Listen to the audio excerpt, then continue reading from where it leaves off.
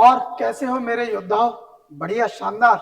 लगे रहो, परीक्षा एकदम सामने, कुछ ही दिनों के अंदर आपको पेपर देने का मौका मिलेगा। साल भर की पढ़ाई और उसका निचोड़ निकालने के लिए 3 घंटे और एक मैथ छोटी सी कॉपी। उस कॉपी के अंदर आपको साल भर में जो पढ़ाया है और जो आपने पढ़ा है वो बहुत शिद्दत से लिखना है, क्योंकि वही कॉपी आपका परिणाम बनेगी, रिजल्ट बनेगी, जो लोगों को ये बताएगी कि आपने साल भर क्या किया। इसीलिए उस कॉपी में कैसे लिखना है ये बात बहुत इंपॉर्टेंट है। कुछ बच्चों को आपने देखा होगा, ऐसा बोलते हुए कई बार सुना होगा, मेरे पास तो ढेरों आते हैं जो लोग कहते हैं कि हम 95 का करके आए और उनके नंबर आ रहे हैं 55। कुछ लोग कहते हैं हम 90 का करके आए और 35 नंबर ला रहे हैं। लेकिन कुछ उल्टे भी होते हैं, यानी सही होते हैं। कैसे? वो बोलते हैं सर हम 90 नंबर का करके आए और उनके करेक्ट 90 नंबर आ जाते हैं। तो इतना अंतर कैसे कि एक कह रहा है 90 की तो उसके आते हैं 40-50 और एक कह रहा है 90 तो उसके आते हैं 90 ही। मतलब इन दोनों में क्या प्रॉब्लम है? क्या 90 वाले को वाकई 90 का नॉलेज है और जो दूसरे को नॉलेज नहीं है? ऐसा नहीं है।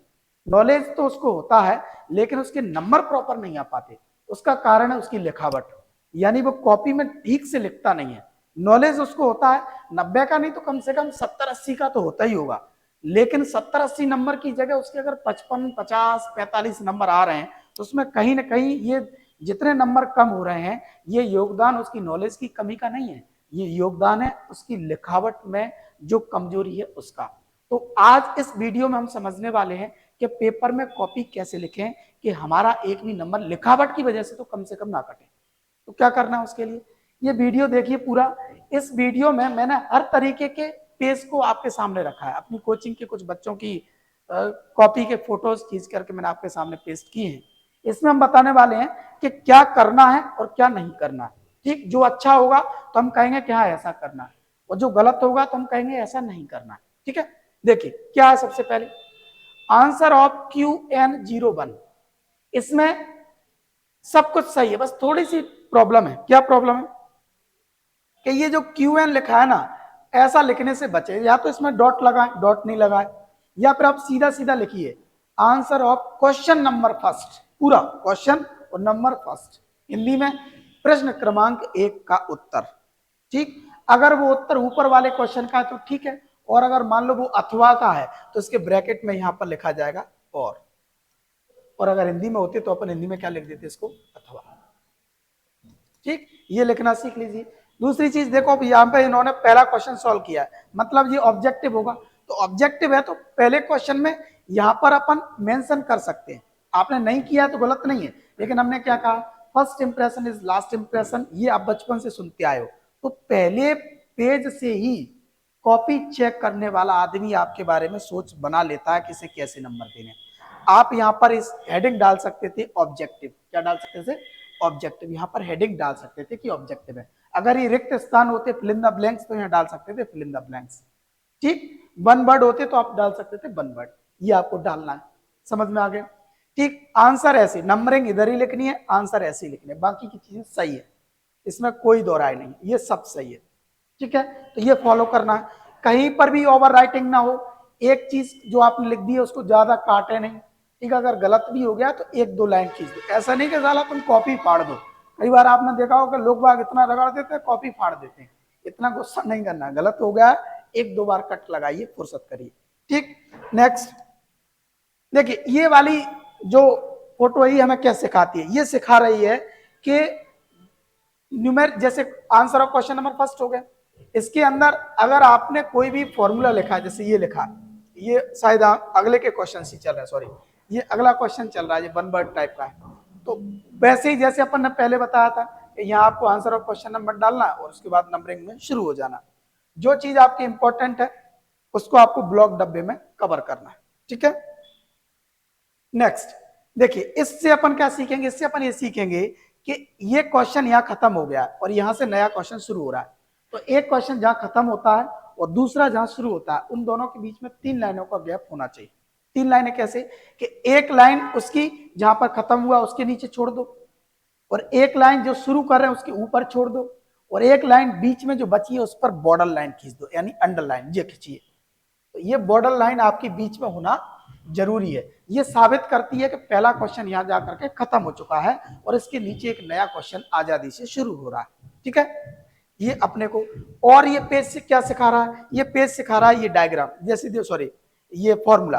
अगर आपके पास कोई फॉर्मूला है, कोई यूनिट है, तो आप क्या करें, आप उनको हाईलाइट करें। हाईलाइट करने का तरीका क्या है, ये आप उनको डब्बे में बंद कर दीजिए। उससे क्या होगा, आप कोई डेरिवेशन लिखे हैं तो सबसे पहले नजर इस डब्बे की वजह से किस पे चली जाएगी, सामने वाले की, आपके फॉर्मूले पे। और अगर आपका फॉर्मूला सही है तो आपके पूरे डेरिवेशन की थ्योरी वगैरह वो हो सकता है बहुत कम चेक करे और आपको जल्दी नंबर दे दे। और अगर ये मान लो आपने नॉर्मल लिखा है तो फिर आपको उसको पूरा देखना पड़ेगा, तो आपकी गलतियां पकड़ने के चांसेस भी ज्यादा रहते हैं और नंबर वाकई कम मिलते हैं।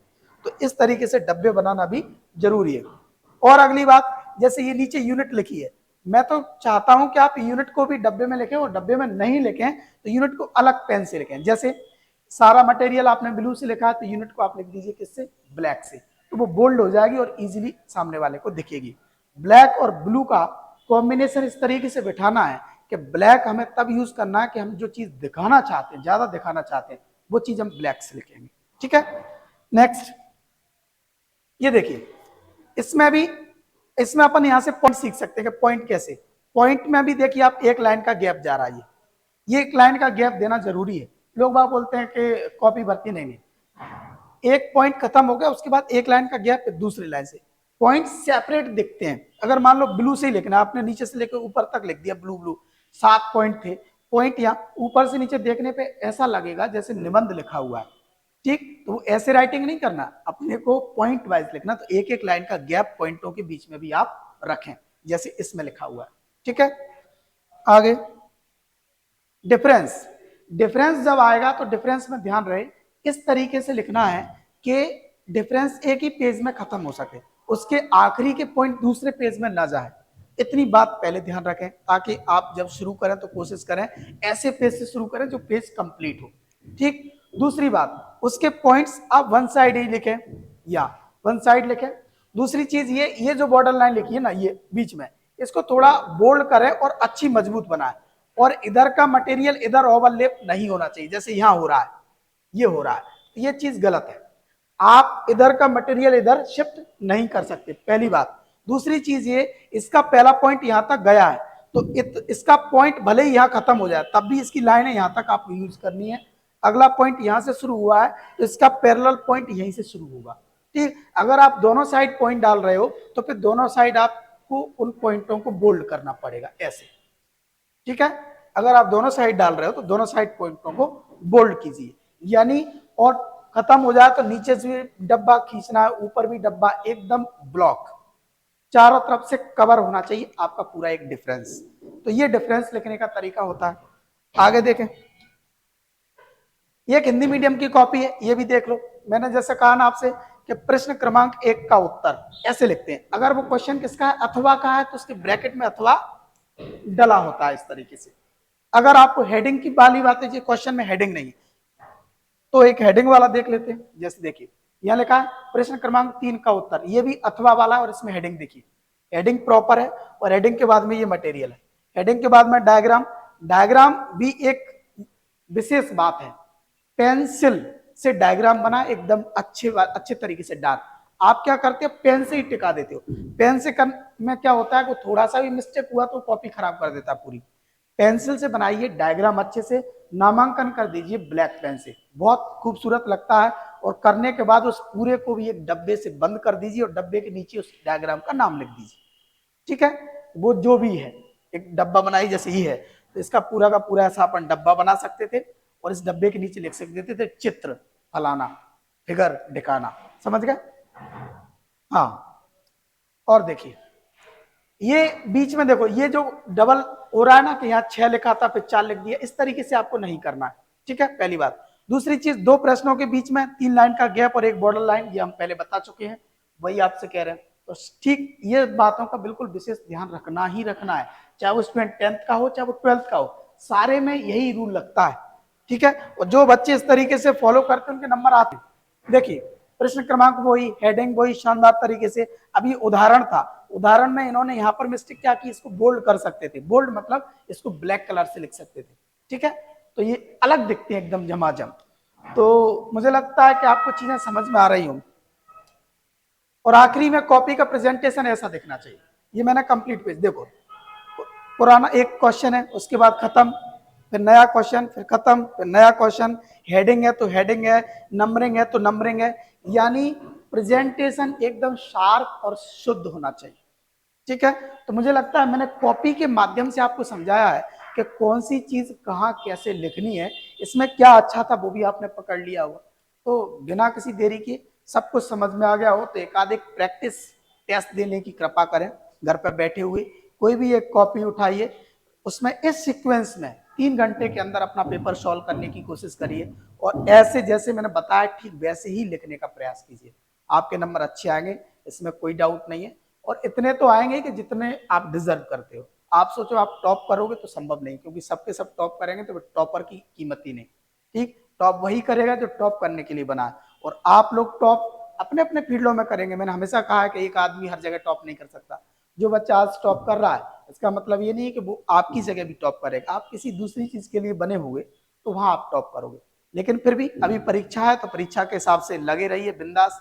वीडियोस पसंद आएगा ही, इसमें कोई डाउट नहीं है, काम की चीज है तो लोगों तक भेजिए, ज्यादा से ज्यादा लोगों तक। लाइक शेयर कमेंट वगैरह क्या क्या करते हैं, और वो सब्सक्राइबर ना आराम से करते रहो। ठीक है, थैंक यू।